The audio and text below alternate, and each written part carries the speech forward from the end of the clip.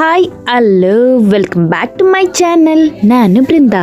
ಇವತ್ತು ಏನು ಮಾಡ್ತಾಯಿದ್ದೀನಿ ಅಂದರೆ ನನ್ನ ಚಾನಲಲ್ಲಿ ಇವತ್ತು ವುಮೆನ್ಸ್ ಡೇ ಸ್ಪೆಷಲ್ ಮಾಡ್ತಾಯಿದ್ದೀನಿ. ಆ್ಯಕ್ಚುಲಿ ಇವತ್ತು ಸಂಡೇ ಆಗಿರೋದ್ರಿಂದ ಸೊ ಸಿಂಪಲ್ಲಾಗಿ ಒಂದು ಸ್ವೀಟಲ್ಲಿ ಮುಗಿಸೋಣ ಅಂತ ಬನ್ನಿ. ಇವತ್ತು ಏನು ಮಾಡ್ತಿದ್ದೀನಿ ಅಂತ ನೋಡೋಣ. ನೋಡಿ, ಅದಕ್ಕೂ ಮುಂಚೆ ಇವತ್ತು ಸಂಡೇ ಅಲ್ವಾ, ಆ್ಯಕ್ಚುಲಿ ಒಂದು ಪಟ ಬಿಡ್ತಾ ಇದೆ. ಸೊ ಸಖತ್ತಾಗಿತ್ತು ಪಟ, ತುಂಬ ಚೆನ್ನಾಗಿ ಹಾರ್ತಿತ್ತು ಕೂಡ.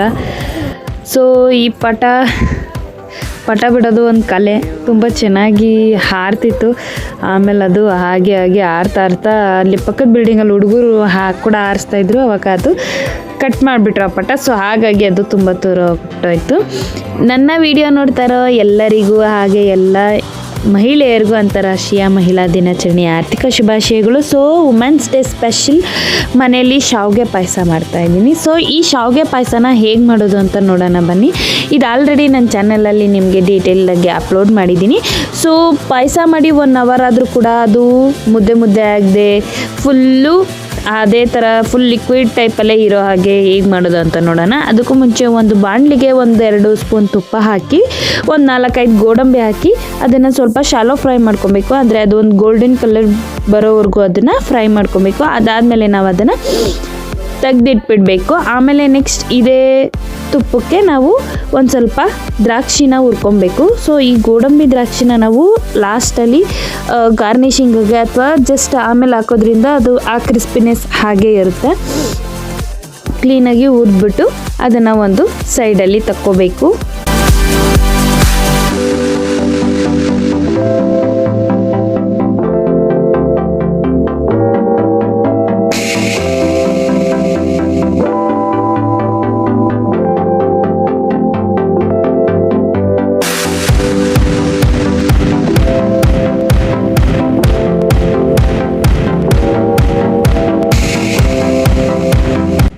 ಈಗ ದ್ರಾಕ್ಷಿನೆಲ್ಲ ಕ್ಲೀನಾಗಿ ಕೆಂಬಣ್ಣ ಬರೋವರೆಗೂ ಹುರ್ಕೊಂಡಾಗಿದೆ. ಸೊ ಇದನ್ನು ಒಂದು ಪಕ್ಕಕ್ಕೆ ಇಟ್ಬಿಟ್ಟು ಸೈಡಲ್ಲಿ ಇಟ್ಬಿಟ್ಟು ಈಗ ನೆಕ್ಸ್ಟು ಅದೇ ಈ ಉಳಿದಿರೋ ಅಂಥ ತುಪ್ಪಕ್ಕೆ ನಾನೀಗ ಇಲ್ಲಿ ಬ್ಯಾಂಬಿನೋ ಶಾವಿಗೆ ಹಾಕ್ತಾಯಿದ್ದೀನಿ, ರೋಸ್ಟೆಡ್ ಶಾವಿಗೆ.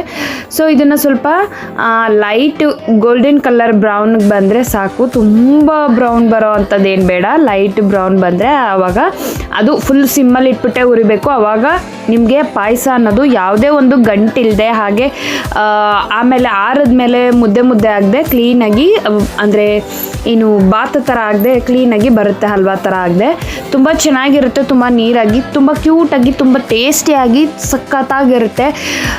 ಅಡುಗೆ ಮುಂದೆ ನಿಂತಾಗ ಲವಿಂದ ಕುಕ್ ಮಾಡಿ ಸುಮಾರಾಗಿರೋ ಅಡುಗೆನೂ ತುಂಬ ಸೂಪರಾಗಿ ಆಗುತ್ತೆ. ಸೊ ಈಗ ಕ್ಲೀನಾಗಿ ಹುರ್ಕೊತಾ ಇದ್ದೀನಿ. ಹುರ್ಕೊಂಡಾದ್ಮೇಲೆ ಕ್ಲೀನಾಗಿ ನಿಧಾನಕ್ಕೆ ಹುರಿಬೇಕು. ನೋಡಿ, ಅದು ಹಾಗೆ ಕಲರ್ ಚೇಂಜ್ ಆಗ್ತಾ ಹೋಗ್ತಾ ಗೊತ್ತಾಗುತ್ತೆ ನಿಮಗೆ. ನೋಡಿ, ಇವಾಗ ಒಂದು ಸ್ವಲ್ಪ ಆರೆಂಜಿಶ್ ಬಂದಿದೆ. ಹಾಗೆ ಉರಿತಾ ನೋಡಿ ಎಷ್ಟು ಬ್ರೌನ್ ಆಗುತ್ತೆ. ಆ ಬ್ರೌನ್ ಎಲ್ಲ ಶಾವಿಗೆ ಕೂಡ ಒಂದೇ ಥರ ಕಲರ್ ಆಗಿರುತ್ತೆ. ಹಾಗಾಗಿ ನಾನು ಸಿಮ್ಮಲ್ಲಿ ಇಟ್ಬಿಟ್ಟು ಉರಿರಿ ಅಂದರೆ ಒಂದು 5-10 ನಿಮಿಷ ತೊಗೊಳುತ್ತೆ ಅಷ್ಟೇ, ಜಾಸ್ತಿ ಏನು ತೊಗೊಳ್ಳಲ್ಲ. ಸೊ ಕ್ಲೀನಾಗಿ ಹುರಿದಷ್ಟು ತುಂಬ ಚೆನ್ನಾಗಿ ಬರುತ್ತೆ ಪಾಯಸ ಅನ್ನೋದು. ಸೊ ಪಾಯಸ ಮದುವೆ ಮನೇಲಿ ಮಾಡ್ತಾರಲ್ಲ ಆ ಥರ ಇರುತ್ತೆ, ಸಖತ್ ಟೇಸ್ಟಿಯಾಗಿರುತ್ತೆ, ತುಂಬ ಚೆನ್ನಾಗಿರುತ್ತೆ. ಇದಕ್ಕೆ ಇವತ್ತು ಸೀಕ್ರೆಟ್ ಇಂಗ್ರೀಡಿಯೆಂಟ್ ನಾನು ಇನ್ನೂ ಒಂದು ಇಲ್ಲಿ ಸೀಕ್ರೆಟ್ ಅಂದರೆ ಮ್ಯಾಜಿಕ್ ಅಂತಲೇ ಹೇಳ್ಬೋದು, ಅದನ್ನು ಬಳಸ್ತಾ ಇದ್ದೀನಿ. ನೀವು ಅದು ಇದು ಬೇರೆ ಥರ ಹಾಕಿರ್ತೀರ, ಅಂದರೆ ಇದಕ್ಕೆ ಮಿಲ್ಕ್ ಯಾವುದ್ಯಾವುದೋ ಯೂಸ್ ಮಾಡಿರ್ತೀರ. ಬಟ್ ಪಾಯಸ ಅನ್ನೋದು ತುಂಬ ನೀರಂಗಿದ್ರೆ ಅದು ಚೆನ್ನಾಗಿರಲ್ಲ. ಹಾಗಂತ ತುಂಬ ಗಟ್ಟಿಗಿದ್ರೂ ಕೂಡ ಅದು ಪಾಯಸ ಆಗಲ್ಲ, ಹಲ್ವಾ ಥರ ಆಗಿಬಿಡುತ್ತೆ. ನೋಡಿ, ನಾನಿವತ್ತು ನಂದಿನಿ ಅವರ ಸ್ಪೆಷಲ್ ಹಾಲನ್ನ ಯೂಸ್ ಮಾಡ್ತಾಯಿದ್ದೀನಿ, ಫ್ಯಾಮಿಲಿ ಹಾಲಿದು. ಸೊ ತುಂಬ ಚೆನ್ನಾಗಿ ಬರುತ್ತೆ. ನೀವು ಇದಕ್ಕೆ ಎಷ್ಟೇ ನೀರು ಹಾಕಿದ್ರೂ ಅದು ಒಂಥರ ಗಟ್ಟಿಗೆ, ಸ್ವಲ್ಪ ಮೀಡಿಯಮ್ಮಾಗಿ ಗಟ್ಟಿಗಿರುತ್ತೆ, ತುಂಬ ಟೇಸ್ಟಿಯಾಗಿರುತ್ತೆ. ಇದರಲ್ಲಿ ಪಾಯಸ ಒಮ್ಮೆ ಮಾಡಿ ನೋಡಿ, ಕಳೆದೋಗ್ಬಿಡ್ತೀರ ರೀ ಗೈಸ್. ಏನು ಹೇಳ್ತಾ ಇದ್ದೀನಿ ಅಂದರೆ ಕಳೆದೋಗ್ಬಿಡ್ತೀರ, ಅಷ್ಟು ಚೆನ್ನಾಗಿರುತ್ತೆ. ಒಂದು ತಿಕ್ಕು ಕೋಟೆಡ್ ಬರುತ್ತೆ, ತುಂಬ ಚೆನ್ನಾಗಿರುತ್ತೆ, ತುಂಬ ಕ್ರೀಮಿ ಆಗಿರುತ್ತೆ ಪಾಯಸ ಫುಲ್ಲಾಗಿ, ತುಂಬ ಚೆನ್ನಾಗಿರುತ್ತೆ. ನಾವು ಯೂಶ್ವಲಿ ಕಾಫಿ ಟೀಗೆಲ್ಲ ಇದೇ ಹಾಲನ್ನ ಬಳಸೋದು. ಸೊ ಎಷ್ಟೇ ನೀರು ಹಾಕಿದ್ರೂ ಅದು ಮ್ಯಾನೇಜಬಲ್ ಆಗುತ್ತೆ, ತುಂಬ ಚೆನ್ನಾಗಿ ಕೂಡ ಇರುತ್ತೆ, ತುಂಬ ಟೇಸ್ಟಿಯಾಗಿ ಕೂಡ ಇರುತ್ತೆ. ನೀವು ಯಾರೆಲ್ಲ ಈ ಹಾಲನ್ನ ಯೂಸ್ ಮಾಡ್ತಿದ್ದೀರಾ ನನಗೆ ಕಮೆಂಟ್ ಹಾಕಿ. ಮೊದಲು ನಾನು ಇನ್ನೂ ಒಂದು ಗ್ರೀನ್ ಬರ್ತಿತ್ತಲ್ವ, ಇದರಲ್ಲೇ ಗ್ರೀನು, ಅದನ್ನು ಯೂಸ್ ಮಾಡ್ತಾಯಿದ್ದೆ, ಅದು ಓಕೆ ಚೆನ್ನಾಗಿದೆ. ಬಟ್ ಈಗೀಗ ಇದು ಬಿಟ್ರಲ್ವ, ಆಗ ನಾನು ಇದನ್ನು ಸ್ಟಾರ್ಟ್ ಮಾಡಿದೆ. ತುಂಬ ಚೆನ್ನಾಗಿದೆ ಇದು ಹಾಲು ಮಾತ್ರ. ಸೊ ಈಗ ಹಾಲು ಹಾಕಿ ಮಿಕ್ಸ್ ಮಾಡಿದ್ದೀನಿ. ಈಗ ಇದಕ್ಕೆ ಕ್ಲೀನಾಗಿ ಹುರಿದಿರೋಂಥ ಗೋಡಂಬಿ ದ್ರಾಕ್ಷಿನ ಹಾಕಿದ್ದೀನಿ.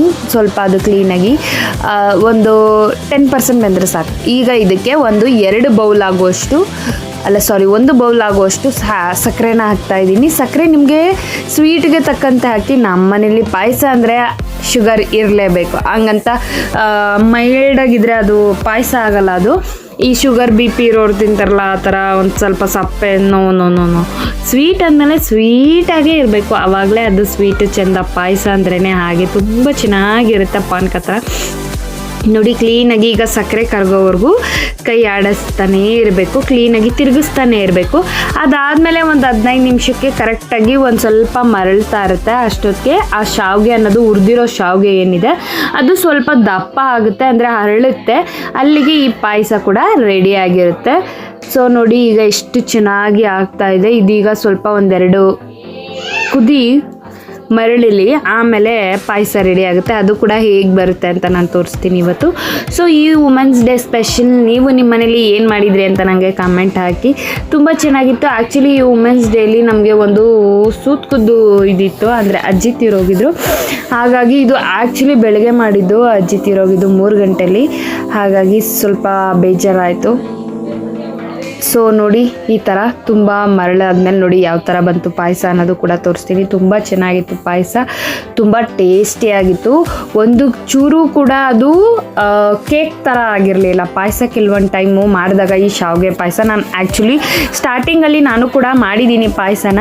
ಆವಾಗ ನಾನು ಮಾಡಿ ಒಂದು 1/2 hour ಇಟ್ಟರೆ ಸಾಕು, ಅಷ್ಟೊತ್ತಿಗೆ ಅದು ಫುಲ್ಲು ಕೇಕ್ ಥರ ಆಗೋಗ್ತಿತ್ತು.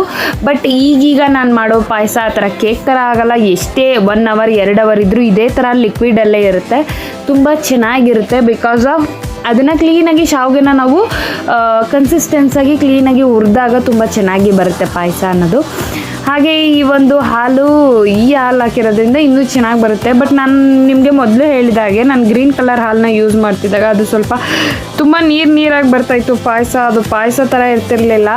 ಸೊ ಈಗ ಇದು ಒಳ್ಳೆ ಸೂಪ್ ಥರ ಬರ್ತಾಯಿತ್ತು. ಬಟ್ ಈಗ ಇದು ತುಂಬ ಚೆನ್ನಾಗಿ ಬರ್ತಾಯಿದೆ. ಈ ಒಂದು ಮಿಲ್ಕ್ ತುಂಬ ಚೆನ್ನಾಗಿದೆ, ತುಂಬ ಕ್ರೀಮಿಯಾಗಿ, ತುಂಬ ಟೇಸ್ಟಿಯಾಗಿ, ತುಂಬ ಚೆನ್ನಾಗಿದೆ. ಹಾಗಾಗಿ ಇವತ್ತು ಪಾಯಸ ಮಾಡಿದೆ, ವುಮೆನ್ಸ್ ಡೇ ಸ್ಪೆಷಲ್ಲು.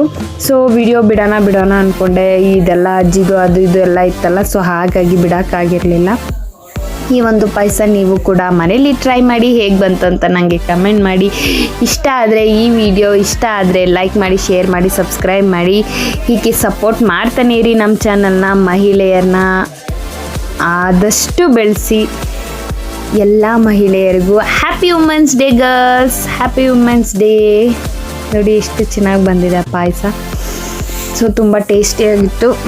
ನಮ್ಮ ಮನೇಲಿ ನಮ್ಮ ಅಕ್ಕನ ಮಗುಗೆ ತುಂಬ ಇಷ್ಟ ಪಾಯಸ ಅಂದರೆ. ಪುನಃ ಪಾಯಸ ಮಾಡು, ಯಾವಾಗಲೂ ಪೀಶ ಮಾಡು ಅಂತ ಅನ್ನತ್ತೆ. ಸೊ ಅವಳು ಪಾಯಸ ಅಂದರೆ ತುಂಬ ಸ್ವೀಟ್ ಅಂದ್ರೇ ತುಂಬ ಇಷ್ಟ. ಸೊ ತುಂಬ ಚೆನ್ನಾಗಿತ್ತು ಪಾಯಸ. ಸೊ ವುಮೆನ್ಸ್ ಡೇ ಅಂತ ಅಂದ್ರೇ ನಮ್ಮ ದೇಶದಲ್ಲಿ ನಿಮ್ಗೆ ಆಲ್ರೆಡಿ ಗೊತ್ತು ಎಷ್ಟು ವೀರವನಿತೆಯರು, ಹಾಗೆ ಎಷ್ಟು ಮಹಿಳಾ ಒಂದು ಇದೆ ತಂಡನೇ ಇದೆ ಅಂತ. ಹಾಗಾಗಿ ಮಹಿಳೆಯರ ಸ್ಥಾನಮಾನ ತುಂಬ ಅತ್ಯುತ್ತಮವಾದದ್ದು, ಉನ್ನತವಾದದ್ದು ಅಂತ ಹೇಳೋಕ್ಕೆ ಇಷ್ಟಪಡ್ತೀನಿ. ಮಹಿಳೆಯರು ಈ ಒಂದು ಜಗತ್ತಿನಲ್ಲಿ ತುಂಬಾ ಮುಖ್ಯವಾದ ಪಾತ್ರನ ವಹಿಸ್ತಾರೆ. ಸೊ ಅಂಥ ಎಲ್ಲ ಮಹಿಳೆಯರಿಗೂ ನನ್ನ ಪರವಾಗಿ ಹ್ಯಾಪಿ ವುಮೆನ್ಸ್ ಡೇ, ಮಹಿಳಾ ದಿನಾಚರಣೆಯ ಶುಭಾಶಯಗಳು.